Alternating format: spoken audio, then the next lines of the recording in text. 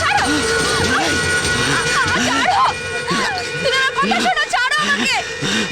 এই দেহের উপর খালি তোমারই অধিকার আছে, কিন্তু তুমি জানো না তুমি কত বড় ভুল করেছো। কাল যদি কিছু অঘটন ঘটে যায়, কে বিশ্বাস করবে আমার? কে কে তুই এখানে কেন এসেছিস? হ্যাঁ, চলে যা যা যা যা যা। ছেড়ে দাও, ছাড়ো আমাকে। দেখি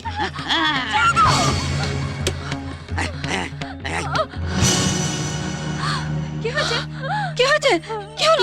বৌদি? কি হলো কি হয়েছে? উনি উনি আমার গলা চিপে ধরেছিলেন। হ্যাঁ?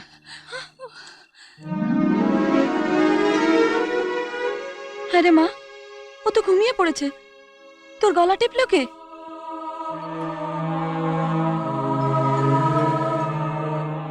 বৌমা, ডাক্তারবাবু ওরে ঘুমের ইঞ্জেকশন দিয়েছেন।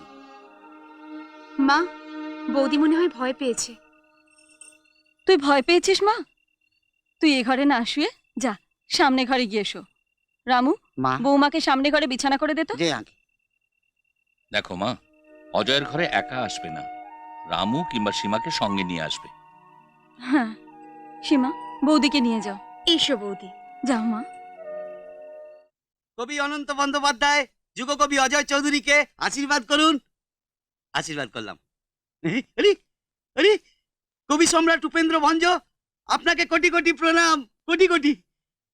এই তো কবিবর রাধানাথ রায়, কোটি কোটি প্রণাম, কোটি কোটি। আরে, আজকে তো কবিতা পাঠ হবে।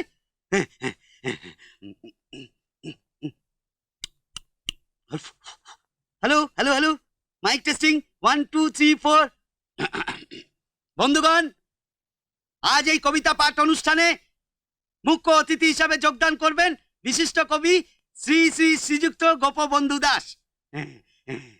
আরে, এই তো গোপবন্ধু দাস এসে গেছেন, এসে গেছেন। প্রণাম প্রণাম কবিবর, প্রণাম। আসুন আসুন, আসুন আসুন, আসন গ্রহণ করুন। বসুন। তালি তালি। এবারে আমাদের মুখ্য অতিথি বিশিষ্ট কবি শ্রীযুক্ত দাস তার কবিতা পাঠ করবেন। প্রহর জেগে দেখেছি স্বপন, ছবিখানি তোমার সত্যি এমন, ছবি নয় মনের অনুভব, বাস্তবে কি কখনো সম্ভব? বাবা বাবা, চমৎকার চমৎকার চমৎকার কবি শ্রীযুক্ত দাস, বাবা বাবা বাবা বাবা। এবার যুগকবি শ্রীযুক্ত অজয় চৌধুরী তার স্বরচিত কবিতা পাঠ করবেন। মনকে বোঝাতে পারি না বলেই মনটা অবুঝ হয়, তোমা বিনায়ে অবুঝ মনকে আর বোঝাবো কি?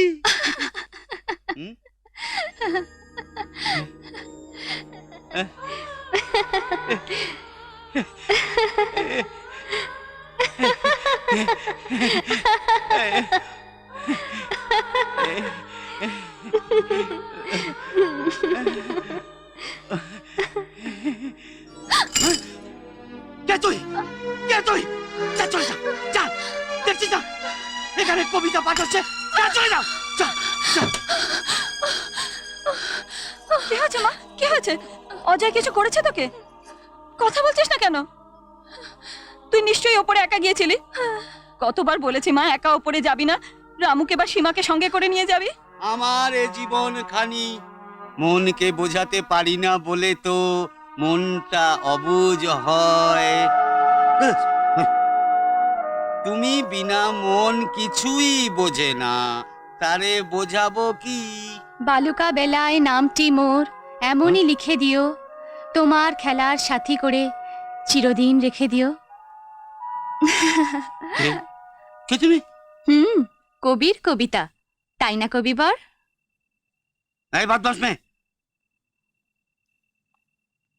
সত্যি করে বল তুই কে, না হলে বাজে কবিতা বলা তোমার বার করে দেবো। কবি মহাশয়, আমার নাম কি তোমার মন থেকে মুছে ফেলেছ? বলো, তুমি কি তোমার মিতাকে আজও ভুলতে পেরেছ? মিতা? হ্যাঁ, আমি তোমার মিতা, তোমার মনের মানুষই, তোমার জীবনের কবিতা। তুমি তো মরে গিয়েছিলে, এলে কেমন করে? আসতেই হলো অসম্পূর্ণ প্রেম পূর্ণ করতে। তাহলে মরে গিয়েছিলে কেন? আমাদের প্রেমকে অমর করার জন্যে। কিন্তু তোমাকে তো বিয়ে করে নিয়েছে। হ্যাঁ, চেষ্টা করেছিল জোর করে, হ্যাঁ? কিন্তু আমি তোমার কাছে ফিরে এসেছি। আর কোনোদিন তোমাকে ছেড়ে যাব না। ওগো মোর প্রিয়তম, করো মোরে আপন আরো, জনম জনম লাগি শুধু তোমারই, কেবলই তোমারই। মিতা? মিতা না, গীতা। ওই নামটা আমার আর ভাল লাগে না, সেই জন্য নামটা বদলে ফেলেছি। এখন আমার নাম গীতা। গীতা? গীতা আমার স্বপ্নের মানুষই। স্বপ্নের মানুষই গীতা, সেই জন্যই তোমাকে একা ফেলে রেখে চলে এসেছিলে। তুমি ভারী নিষ্ঠুর, ভারী নির্দয়।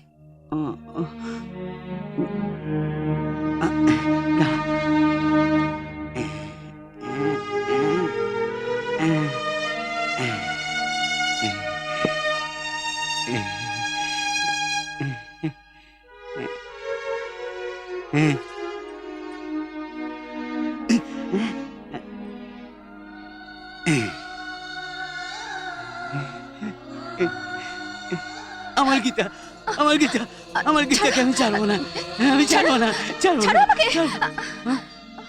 আমাকে যখন ভালোবাসিয়াছ, করে নাও গো আপনার। উপেক্ষা করি কেন যেতে চাও?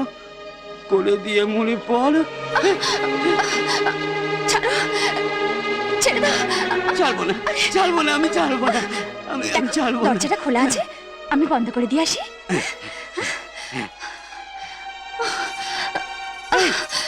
গীতা, গীতা, গীতা, দরজা খোলো, দরজা খোলো, নাহলে আমি দরজা ভেঙে দেবো। দরজা খোলো, দরজা খোলো, গীতা, গীতা, দরজা খোলো। এই গীতা, এই গীতা, গীতা, গীতা, দরজা খোলো। কবি মহাশয়, চেঁচিও না, দরজা খোলো। ভয় নেই, না, আমি এক্ষুনি আসছি। আচ্ছা, আচ্ছা, তাড়াতাড়ি এসো, তাড়াতাড়ি এসো, গীতা।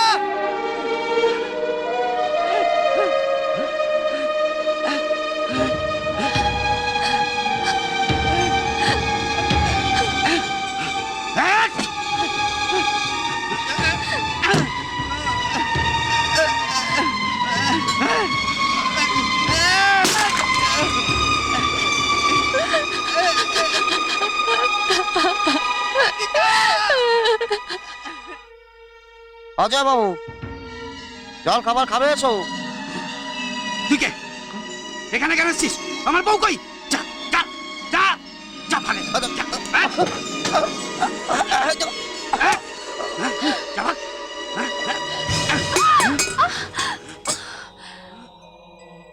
অজয় বাবু, এ কি করলা? আমাকে মারছিলে, সেটা বৌমাকে মেরে ওর মাথা ফাটায় দিলে। তোকে আমি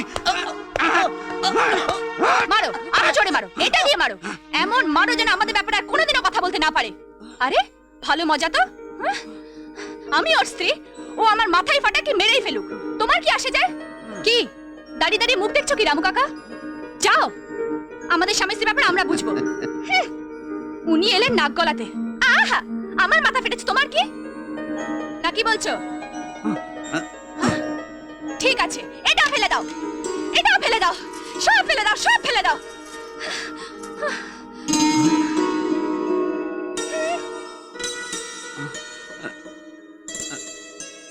থাক থাক, আর সোহাগ দেখাতে হবে না। আহা, কি সুন্দর দেখাচ্ছে তোমাকে। পাজামাটা ঠিক করো, ওই তোষকটা উঠাও,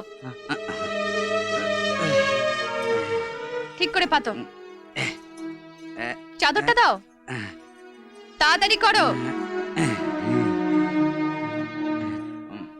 এবার টেবিলটা সাজাও।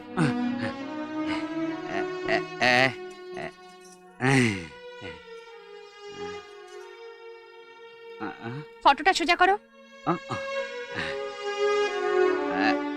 এই, এবার চেয়ার টেবিলটা ঠিক করে রাখো।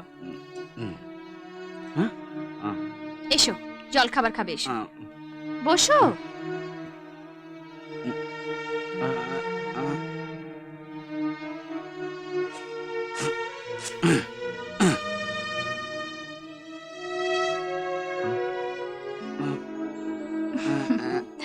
আহ,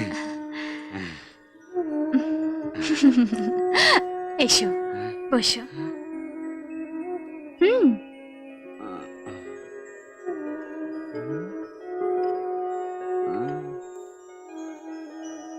খাও। আ আ আ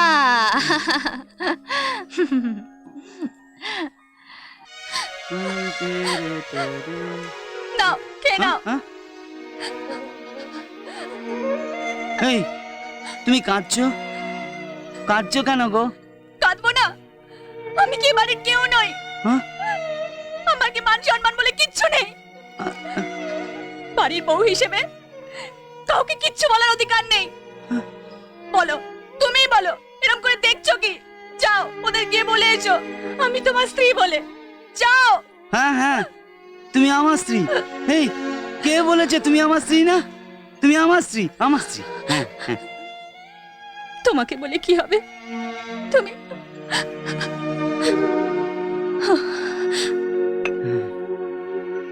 হ্যাঁ, আমার স্ত্রী। হ্যাঁ। এই, হ্যাঁ। আরে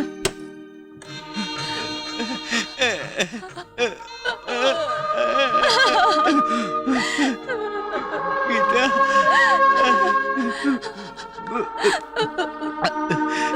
এই, তুমি কি আমার সত্যি ছেড়ে চলে যাবে?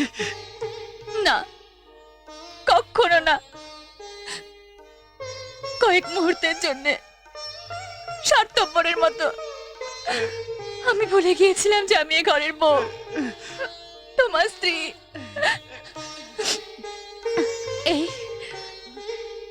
আমাকে ক্ষমা করে দাও। আমি তোমাকে ছেড়ে, এই ঘর ছেড়ে কোনোদিন যাব না, কোনোদিন যাব না, কোনোদিন না। না না না, আমি তোমায় যেতে দেবো না। আই!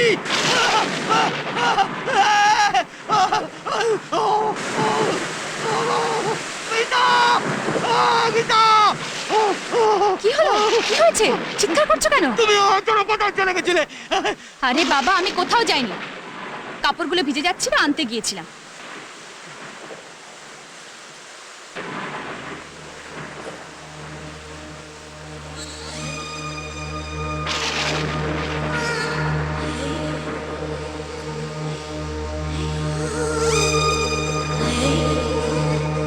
তুমি বসো, আমি ভিজে কাপড়টা বদলে আসছি।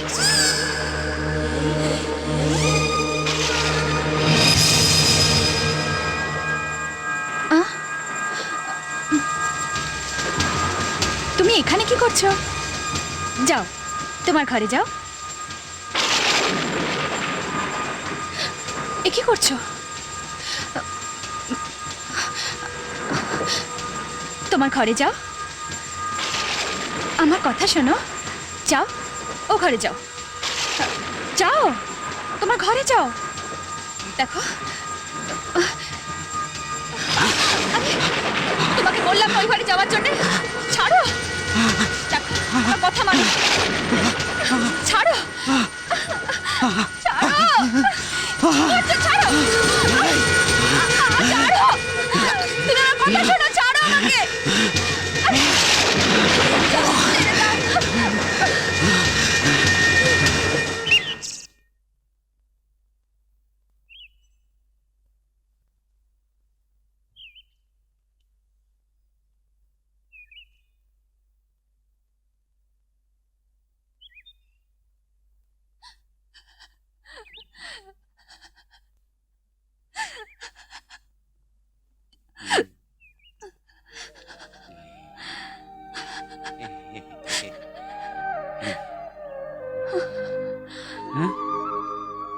তুমি কাঁদছো? না, ছো না আমায়। তুমি তুমি কি করে পশু হয়ে গেলে আমার ইচ্ছার বিরুদ্ধে? আমি তোমার স্ত্রী, এই দেহের উপর খালি তোমারই অধিকার।